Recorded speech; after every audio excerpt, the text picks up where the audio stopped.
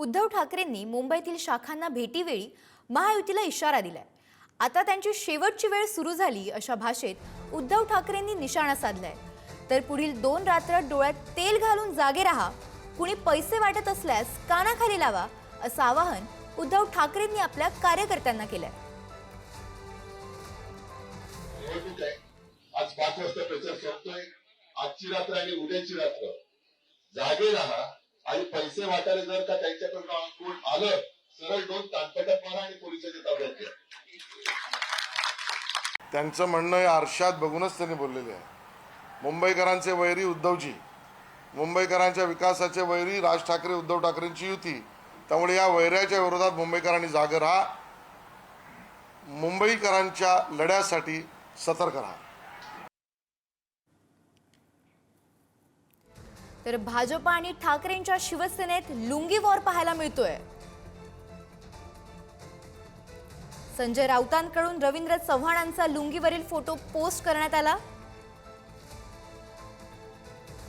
Rasmalai effect म्हणत राऊतांनी चव्हाणावर चांगलाच हल्लाबोल केलाय।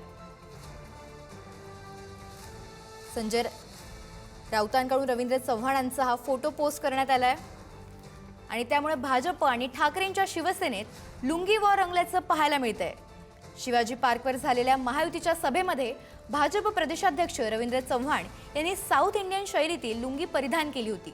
यावरून आता ठाकरेंच्या शिवसेनेचे खासदार संजय राऊत यांनी सोशल मीडियावर रवींद्र चव्हाणांचा फोटो शेअर करत रसमलाई इफेक्ट असं म्हणत त्यांच्यावर चांगलाच निशाणा साधलाय।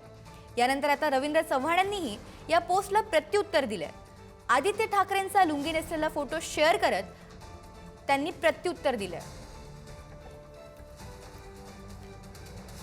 त्यांना सुद्धा पुढल्या वेळेला तामिळनाडूत निवडणूक लढायची आहे किंवा केरळला लढायची असावी त्याची, कारण महाराष्ट्रात यापुढे जिंकणार नाहीत मराठीच्या मुद्द्यावर। एक लुंग्या सुंग्या मुंबईत येतो तामिळनाडूतून आणि मराठी माणसावर हल्ला करून जातो, परत तो आव्हान देतो आणि तुम्ही त्यानं दिलेली लुंगी घालून फिरताय। काल मुंबईच्या सभेत होते, मग नवी मुंबईत गेले।